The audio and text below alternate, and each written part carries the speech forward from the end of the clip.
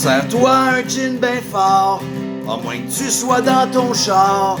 Syntonise les Julie, et comme moi, deviens groupie de leur podcast 2.0. Sorti du four tout frais, tout chaud.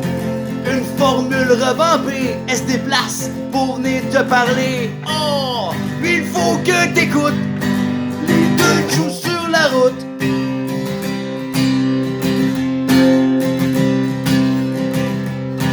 Les deux jouent sur le micro. Un peu cocktail en talons hauts. Te présente des artistes, des entrepreneurs qui ensoleilleront ton cœur. Il pleuvra plus pantoute, grâce aux deux joues sur la route. La compagnie des parapluies est partie en banqueroute. Mais dis-moi, qu'est-ce qu'il faut que je fasse pour voir ma face sur votre podcast?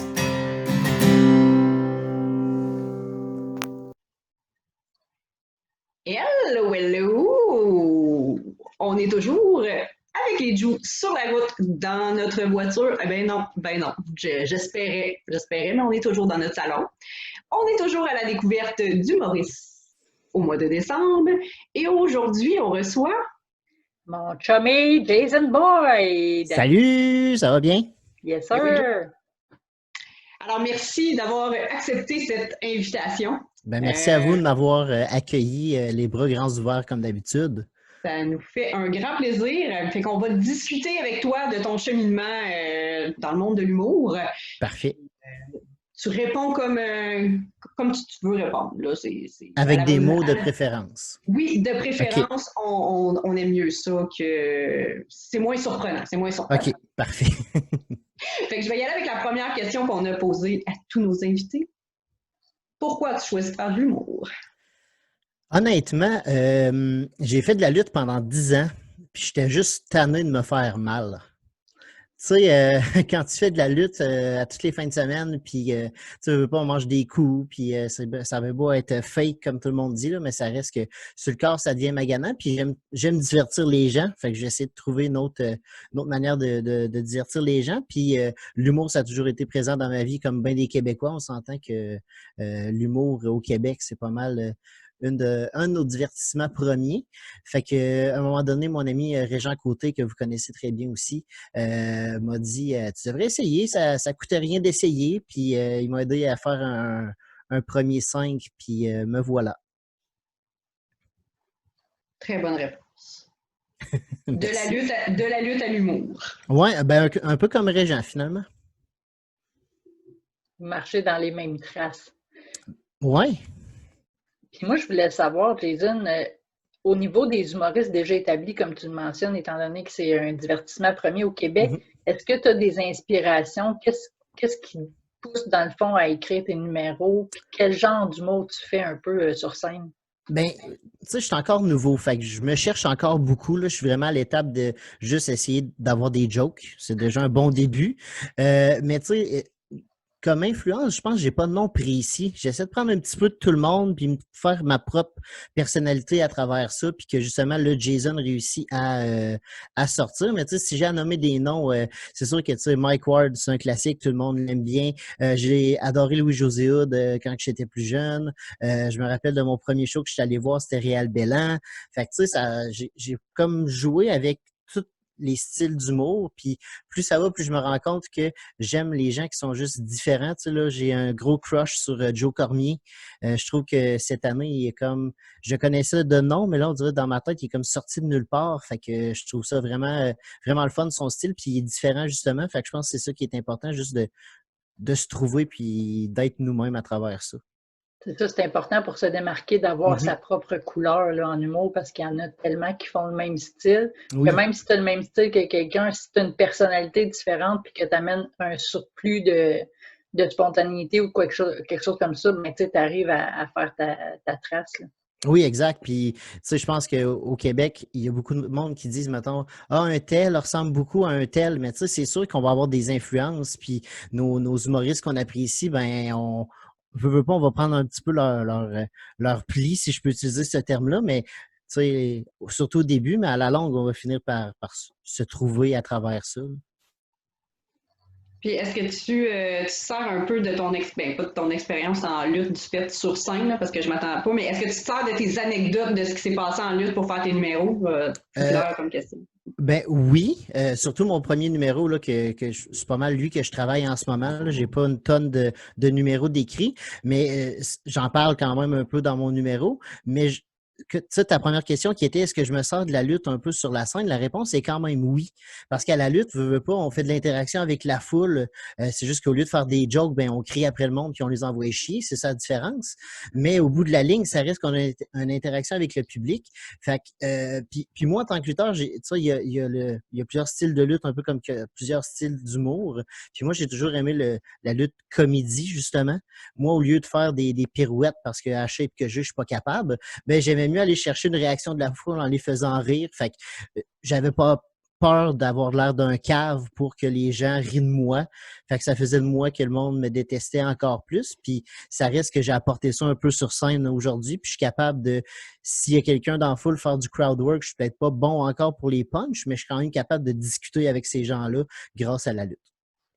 Puis au niveau de ton écriture, tu te dis que tu es encore à retravailler tes premiers numéros. Est-ce que permet une discipline d'écriture ou si tu y vas juste comme quand tu as une inspiration momentanée? J'y vais avec l'inspiration pour l'instant. J'ai pas encore, tu sais là, j'ai un petit bonhomme de 2 ans et demi aussi, fait que tu sais, c'est pas toujours facile d'avoir du temps pour moi pour écrire, mais en fait, je prends pas le temps, c'est clairement ça là, parce que si je voudrais, je pourrais, mais c'est vraiment dès que j'ai un flash, je l'écris, puis après ça là, quand je prends le temps de m'asseoir, ben là, je leur travaille, je leur envoie justement à Reg qui est un peu mon script edit d'une manière, il m'aide justement à peaufiner mes blagues, puis tu sais, je vois déjà une amélioration comparativement avant, mais ça reste que c'est un art qui est difficile. Ça a l'air bien facile sur scène de dire des jokes, là, mais Colin, que quand tu es là, c'est pas facile.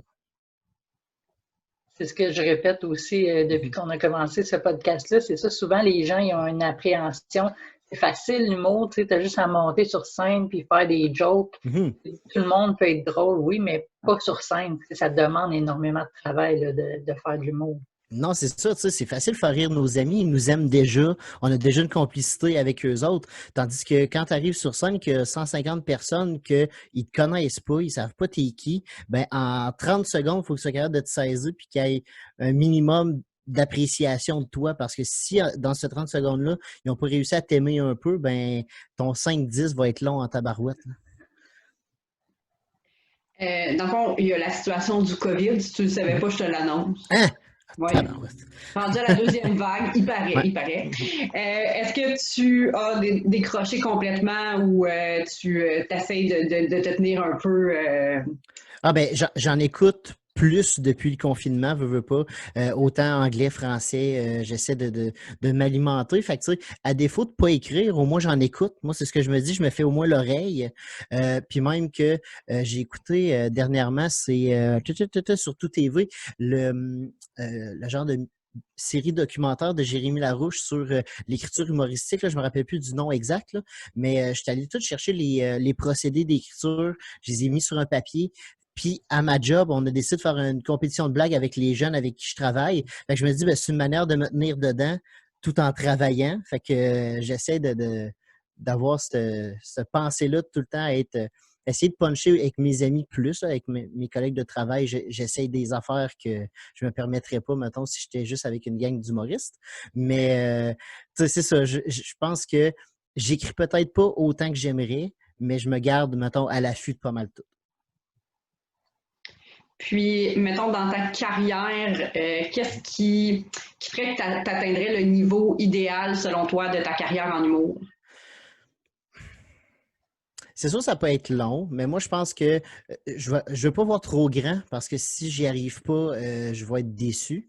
Mais mettons, j'aimerais ça faire, mettons, une tournée au Québec avec un humoriste en étant la première partie de cet humoriste-là. Fait que si, mettons, Julie, un jour, elle a son one-woman show, pardon, ben, j'aimerais ça, mettons, qu'elle m'invite, elle me dit, hey, Jay, mettons, on part au Saguenay pendant une fin de semaine, on a 3 shows, puis je pars avec elle, ben, ça, ce serait comme un accomplissement que je serais bien fier. Puis, tu sais, je suis réaliste, ça arrivera peut-être jamais parce qu'il y a tellement d'humoristes au Québec, puis il faut vraiment se démarquer. Mais en même temps, je me dis, l'important, c'est à tous les fois que je monte sur scène, que j'ai du plaisir. Puis tant que j'ai du fun, je vais rester là longtemps.